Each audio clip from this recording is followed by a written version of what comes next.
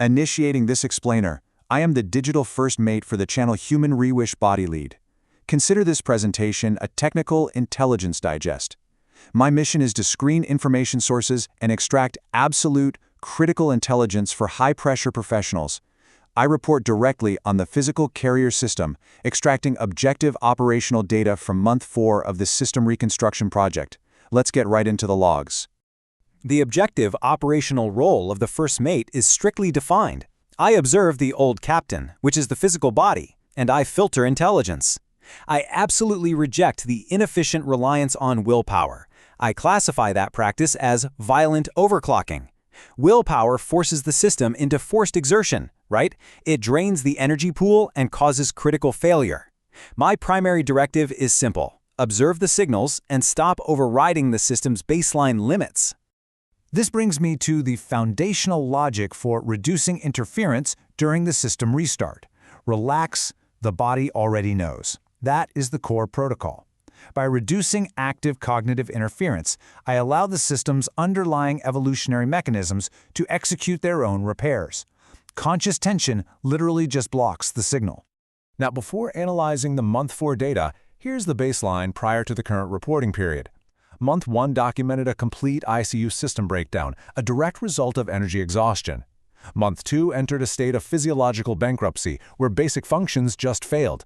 Month 3 revealed systemic leakage, characterized by intense neural storms and a negative nitrogen balance. In that state, the system actually dismantled its own structural assets just to maintain operation. Okay, the structured agenda for month 4 includes diagnostic intelligence, operational interventions, the nutrition concentration strategy, delta analysis, and finally, the intelligence sign-off. Section 1. Diagnostic Intelligence. This phase involves visual calibration and the explicit identification of system faults extracted from the month 4 operational data. The crucial point here is defining the exact technical parameter for system recovery. I define alignment as a physical state with strictly zero sensation. It's the absolute absence of tension, pulling, or neural sparks. If there is a sensation of pulling or a spark in the chassis, it equates to systemic skewness. Muscle mass does not equal alignment. The absolute absence of warning signals is what dictates true alignment. Diagnostic discovery revealed a core visual map error, right eye visual amblyopia. Because the right eye was weak, the left eye engaged in compensatory centering. It habitually took over the central position. This forced the brain to issue incorrect coordinates, tilting the entire central axis and shifting the system's center of gravity entirely to the right. Correcting the frame requires visual calibration, specifically closing the left eye to force the right eye to update its coordinates. I also logged a gravity switching fault. As I initiated barefoot walking to awaken dormant left side muscles, these newly aware muscles collided with old, skewed structures, particularly at the ischial tuberosity. The nervous system could not instantly process this pressure reorganization. The result? Severe neural feedback, or neural storms, particularly when transitioning from sitting to standing. The position was incorrect, so the system issued a warning scream. Section 2. Operational interventions. Based on diagnostic intelligence, I executed specific mechanical adjustments to stabilize the carrier. The physical interventions implemented were precise operational protocols. First, I applied pressure to the fascia around the umbilicus and lower abdomen. This action targeted the X-pattern zone, running from the shoulder to the opposite foot. Second, I manually peeled dead skin located in the thigh creases. This dead skin acted as a pathological reflection arc, physically compressing the underlying nerve endings. Well, the measurable system response was immediate. Upon removing the dead skin, localized spark and sharp pain sensations vanished instantly. By pressing the abdominal fascia, systemic tension was released. The mechanical response was comparable to loosening the primary ropes of a tightly pulled tent. It unlocked the deep core and significantly reduced the storm intensity. Section 3. Nutrition Concentration Strategy. Mechanical adjustments require structural material, so I utilized chemical and nutritional protocols to combat the state of physiological bankruptcy. I programmed exact input parameters designed to optimize absorption efficiency. Because daytime neural storms exhausted the digestive energy quota by evening, I canceled dinner entirely. Meal timing shifted to a brunch mode to align with peak metabolic hours. Macronutrient input was set to 200 grams of protein per meal. The digestion protocol required thorough chewing and complete mixing with saliva. This activated the first line of enzyme defense to maximize material absorption. The objective metric of this strategy? 59 kilograms. This is the current system weight.